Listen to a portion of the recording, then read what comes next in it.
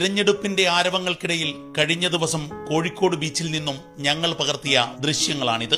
ഒരു സ്വകാര്യ കമ്പനിയുടെ ആഘോഷത്തിന്റെ പ്ലാസ്റ്റിക് അവശിഷ്ടങ്ങൾ കോഴിക്കോട് ബീച്ചിലെ മനോഹരമായ മണൽപ്പുറത്തെ മാലിന്യമാക്കിയിരിക്കുകയാണ്. ഇത് നീക്കം ചെയ്യാൻ പാടുപെടുകയാണ് ഈ തൊഴിലാളികൾ. കൂടുതൽ ഈ സർക്കാർ ഭരണത്തിൽ നിന്ന് കൂട്ടി തന്നാണെങ്കിൽ ഞങ്ങൾക്ക് അതൊരു ഉപകാരമാണ്. അത് ഞങ്ങൾ പറയുന്നുണ്ട്. എല്ലാവർക്കും കൂടെ ഉണ്ട്, ഞങ്ങൾക്കാണ് കൂട്ടാത്തത്. ഞങ്ങളിതിൻ്റെ ആൾക്കാരോടെല്ലാം പറഞ്ഞിട്ടുണ്ട്, ഇത് കൊടുത്തിട്ടുണ്ട് മന്ത്രിക്കും. തീർച്ചയായിട്ടും ഇവർക്കേ അർഹതയുള്ളൂ, ഇവർക്കാണ് കൊടുക്കേണ്ടത്. കാരണം ഇവരുടെ അവസ്ഥ നമ്മൾ മറ്റേ ബാലചന്ദ്രൻ ചുള്ളിക്കാട് ഒരു കവിത എഴുതിയിട്ടുണ്ട്. 4ാം ക്ലാസ്സിലോ 5ാം ക്ലാസ്സിലോ തൂപ്പുകാരെ കുറിച്ച് ഒരു കവിത എഴുതിയിട്ടുണ്ട്.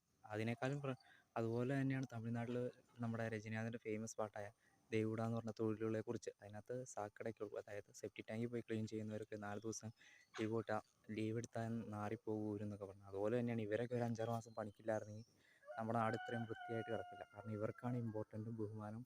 തൊഴിലാളി ദിനത്തിൽ ഈ തൊഴിലാളി ദിനം ഉണ്ടല്ലോ, അതിന് ഏറ്റവും കൂടുതൽ ബഹുമാനം കൊടുക്കേണ്ടത് ഇവർക്കൊക്കെ തന്നെയാണ്. ഇവരുടെയൊക്കെ ഇങ്ങനെ എല്ലായ്പ്പോഴും ആ തൂക്കണ ജോലി എന്നൊരു പുച്ഛഭാവത്തോടാണ് പലരും കാണുന്നത്. അതിനെ കാണുന്നവർ കണ്ടോട്ടെ, പക്ഷെ അവർ ആ പണിയെടുക്കുന്ന ഒരു അന്തസ്സുണ്ട്. എന്നിരുന്നാലും ഇവർക്ക് തന്നെയാണ് കൂട്ടി കൊടുക്കേണ്ടത്. ഇവർക്കും അതേ തൊഴിൽ.